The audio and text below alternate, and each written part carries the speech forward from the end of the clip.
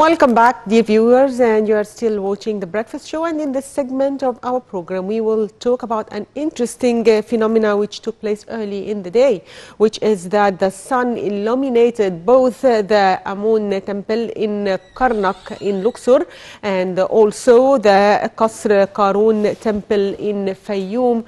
And we are joined over the phone by Mr. Ihab Kamel. He is a tourism expert. Good morning, sir. Good morning. So, sir, can you shed more light on this interesting phenomena? Well, by the way, this phenomena, it exists in many other sites, and the most famous one is the temple of Abu Simbel, when the sun penetrates the temple twice a year. Yes. To shine on the face of King Ramses II. As a matter of fact, this phenomena, it's a sign that the ancient Egyptians, they were actually,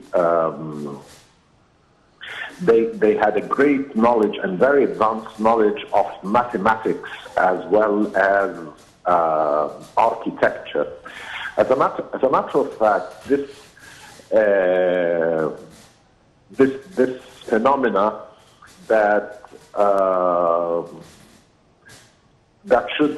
exists on the 21st of December, that was originally, it varies between 21st and 22nd because of the difference between the simple and the leap years.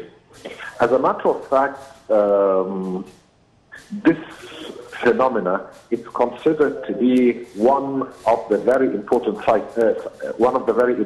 signs of ancient Egyptian ingenuity, and actually, especially in a temple like the Karnak temple is huge. So to adjust this to shine on the Holy of the Holies, and we have to understand that the god Amun was the king of gods. Yes. In the ancient times.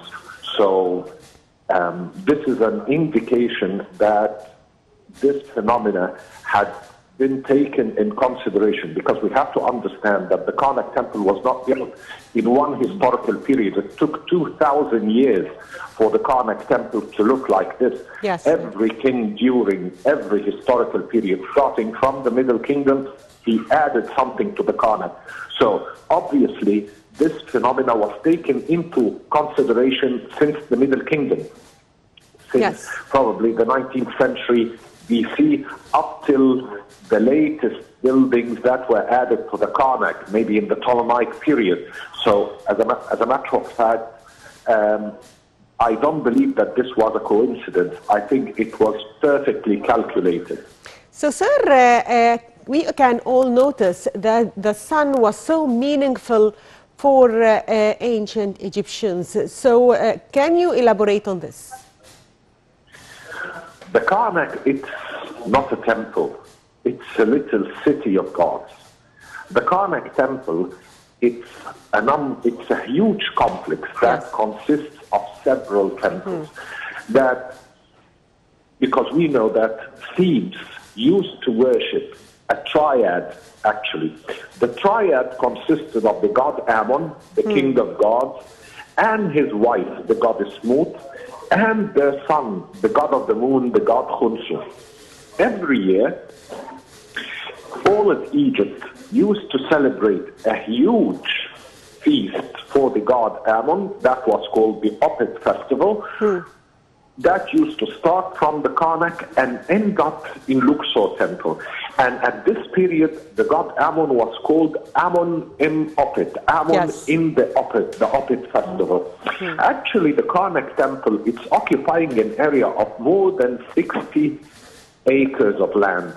Basically because of the importance of the god Amun, every king was so keen on adding something to the Karnak temple.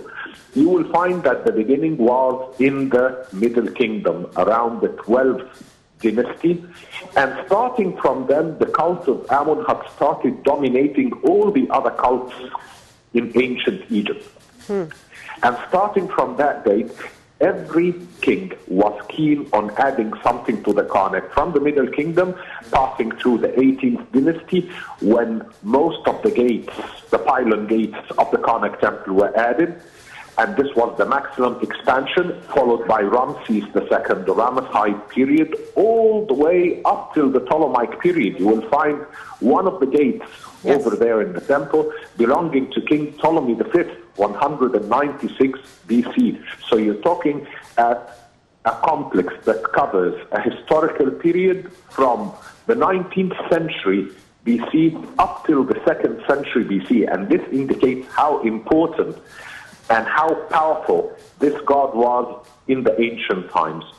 Not only this, but the temple of Ammon used to own more than 600,000 acres of land. Imagine how rich this temple was. And 20,000 priests serving the god Ammon-Ra. This was a huge number by the standards of this time, because if you would know that the population of Egypt during the New Kingdom was not more than 2.5 to 3 million. So taking 20,000 to work as priests for one deity, that was a substantial number. This was a huge number of people. This was the richest god. And the cult of Ammon-Ra had extended all the way from Luxor to dominate all the other gods, and it had reached the Libyan desert as well. You will notice that there is, in Siwa Oasis, there was a temple for the god Ammon-Ra as well. So this shows how powerful and how important this god was, and actually this explains why we have such a gigantic temple, or a gigantic complex, if I may say so, like the Karnak complex. Yes. Which was linked actually to Luxor temple. The Luxor temple as well, it's dedicated to Ammon, but it's the place where Ammon rests during his festival to visit his harem. That's why it was also called the thrones of Ammon. The Karnak was called Ipet Isut, the throne of Ammon, or the throne of the Opet. And in Luxor temple, which was dedicated to Ammon-Ra as well, this was called Ipet Resit, the southern Ipet, the southern throne of Ammon-Ra. So, sir, one final question before wrapping up this interesting interview. Can you shed light on the Qasr Qarun temple in Fayoum district, Fayoum city? Qasr Qarun. Yes. Yes. As a matter of fact, Fayoum, it's considered to be one of the very important archaeological areas in Egypt, especially that it is very much related to the Middle Kingdom. The Middle Kingdom were the ones who actually had taken a notice of this oasis, and they had started developing it. Actually, this temple, the temple of Qasr Qarun, it's a Greek-Roman temple, and it's not related really to the famous Qarun that was mentioned in the Quran. As a matter of fact, this temple is dedicated to the cult of the god Sobek, the crocodile god, who was one of the major deities of the area of Fayoum, and to also Dionysius in the Roman times, who was supposed to be the god of wine and love during the Roman times. Yes. But during the Islamic period, they called him the Qarun Palace, because it's located next to the Qarun lake, which, by the way, it's supposed to be Koron, as it was called in the Greco-Roman times, but the original name for it was Merwer, the Great Lake.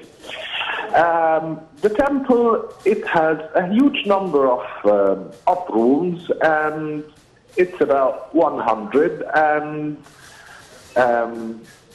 as a matter of fact, this temple, it's dating back to an earlier period that is, we believe that it's dedicated to the god Sobek, and it was built during the Middle Kingdom, but it seems to be that it was reconstructed in the later periods, and that's something very important. We have to understand that the locations of the ancient Egyptian temples had never changed, because when the ancient Egyptians built a temple, they had built it in this particular area because they believed that it was a sacred area, which the building can change, but the location can never change. Yes. As a matter of fact, also, the sun penetrates this temple on the 21st of December every year. And as a matter of fact, this is also one of the few temples that are left that are supposed to be dedicated to one of the Egyptian gods, but also it is one of the very few temples left that is dedicated to a Roman god, to the god Dionysius. And that's the importance of this temple, because of the existence of some scenes that shows the god Dionysius, the Roman god. We haven't got many temples in ancient Egypt dedicated to Roman gods. Yes, finally, I'd like to thank you, Mr. Ihab Kamel, a tourism expert. Thank you for being with us today. And by that, dear viewers, we come to the end of today's edition of The Breakfast Show. I'm Shina Adel, and I was joined today by my colleague Amal Mukhtar. Thank you for watching.